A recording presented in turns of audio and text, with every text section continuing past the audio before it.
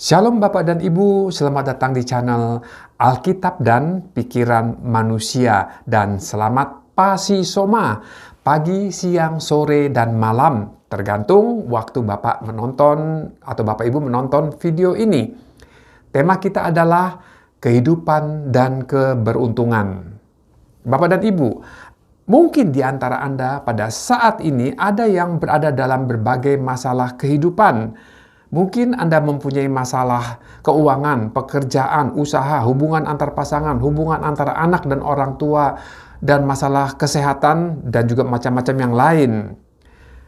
Anda mungkin bertanya, mengapa si A atau si B kok hidupnya beruntung, sedangkan saya kok sial atau malang terus?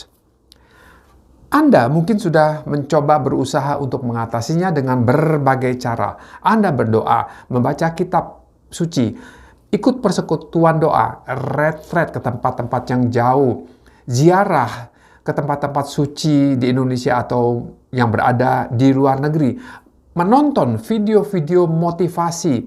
Tetapi sayangnya semua itu tidak bisa merubah keadaan Anda.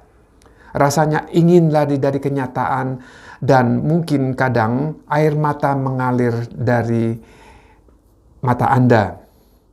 Mengapa hidup saya begitu susah dan tidak beruntung? Di manakah saya bisa menemukan jawaban semua kesulitan-kesulitan ini? Bapak dan Ibu sebenarnya tidak terlalu sukar atau harus pergi jauh untuk mendapatkan jawaban tentang kehidupan dan keberuntungan.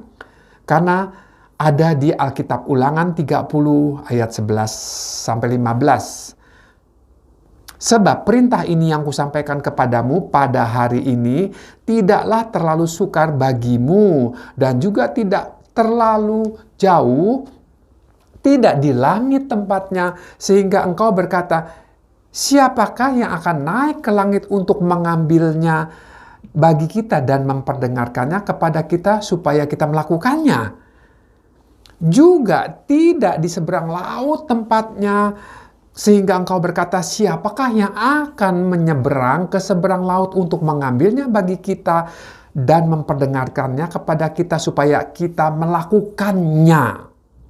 Tetapi firman ini sangat dekat kepadamu, yakni di dalam mulutmu dan di dalam hatimu untuk dilakukan. Ingatlah, aku menghadapkan kepadamu pada hari ini kehidupan dan keberuntungan, kematian dan kecelakaan. Bapak Ibu, ternyata dalam kehidupan dan keberuntungan, kematian dan kecelakaan tempatnya tidak jauh, tetapi dekat sekali, yaitu berada di dalam mulut kita dan di dalam hati kita. Sekarang, bagaimana sih ketidakberuntungan bisa terjadi? Saya misalkan saja ada seorang bapak, sebut saja X, adalah karyawan sebuah perusahaan yang dalam hati dan mulutnya itu penuh dengan hal-hal yang negatif. Kata-katanya kasar, menyinggung, suka berdebat dan merendahkan orang lain. Suatu saat Bapak X pulang kerja dan mendapat masalah dengan kendaraannya di jalan. Dan pada saat itu ada seorang teman kantor yang melihat kejadian itu tetapi tidak mau menolongnya. Dia pura-pura tidak melihat dan mungkin di dalam pikirannya menyukuri Bapak X yang sedang mendapat masalah itu. Ketika kendaraan Bapak X sudah bisa diatasi dan melanjutkan perjalanan, maka pikirannya dipenuhi dengan kemarahan, kesal, dan tidak konsentrasi. Lalu bisa jadi adalah menyerempet kendaraan lain sehingga timbul masalah dengan pengemudi kendaraan lain. Setelah permasalahan bisa diatasi, Bapak X pulang ke rumah. Dan ketika tiba di rumah dengan perasaan kian kacau, mudah tersinggung, sehingga istri dan anak-anak diomeli, sehingga timbul pertengkaran.